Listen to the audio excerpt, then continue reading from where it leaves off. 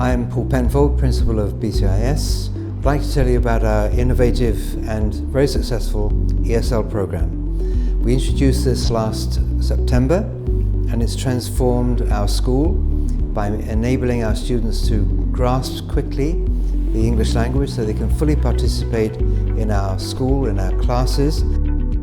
Our ESL program at BCIS follows an integrated approach to meet the diverse needs of each individual student. We follow both the CEFR European framework and the Cambridge curriculum to make sure that every student's needs are addressed. Our approach at BCIS is quite unique. We go beyond language acquisition. We teach science, we teach humanities, making sure that the students who are reintegrated into the classroom after 6 months or 1 year are given the tools, the vocabulary they need to succeed. When I first sat in ESL classes, I feel very scary because I only can speak a little bit English and I don't know a lot about vocabulary. When I first came in ESL, I feel excited, but my English is bad, so I can't understand what teacher is talking about, but now I can speak a lot English. Yeah, I have a lot of friends in BCIS. Now I can talk with my friend Lali, but when I first come to BCIS, I don't have a lot English friends, but now I have a lot because my English is good and ESL helped me a lot. Hi, bro. So, I'm this.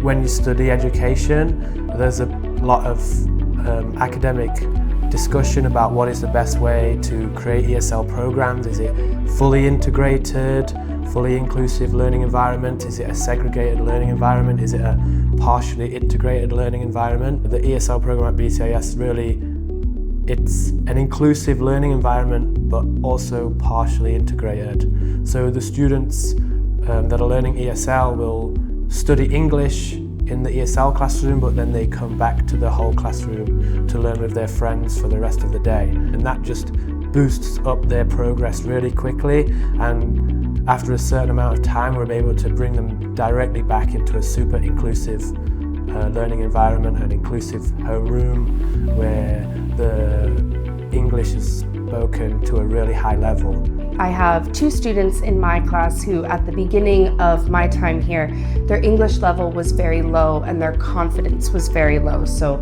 participation, ability, it wasn't quite where we wanted it to be for them.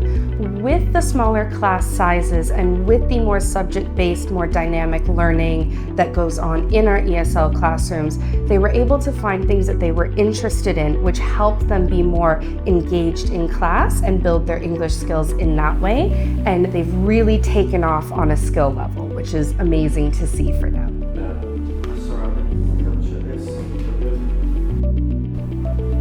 Since bringing in the ESL program, I've seen a lot of improvement in the students, especially obviously the ESL students. Their English language skills are picking up. I have several students who are now coming out of ESL back into the homeroom class where they can now access the curriculum properly. Otherwise than that, I mean, the students are much happier. Obviously, they're not getting as frustrated. They're coming to school feeling like they're learning things that they can. They're working to their own level. They go to ESL for the morning classes where they're taught their subjects, their core subjects, in an ESL format, so that it's much more accessible for them. So I think that giving them this opportunity to learn English and to do their core subjects in that environment has helped them emotionally, socially, and in their academics. ESL. Yeah, so Can we say my name and best ESL teacher? Now I can speak English better. Now I can speak with my friend in English. The ESL is very fun. If you go to BCIS, in the ESL classroom, it's very fun. 还有其他班主任还有其他学科老师，每一位老师其实对孩子的这些关爱还有鼓励都是非常好，然后小朋友的自信心慢慢的建立起来，然后到今年他的进步是飞速，可以用飞速来说。他的听写之前要很用力的在记，但是现在不用了，他只要能听，然后拼读，他就会写得出来。我觉得他的进步让我就是很欣慰。Looking forward, we would like to expand on our cross-disciplinary classes, meaning that we're not just content with what we have right now, which is English, science, and humanities. We want to go beyond. We want to offer ESL students a chance to learn about art in a more meaningful way, design and technology. We want them to go outside more often, maybe have field trips, and all of this would be done within their ESL environment.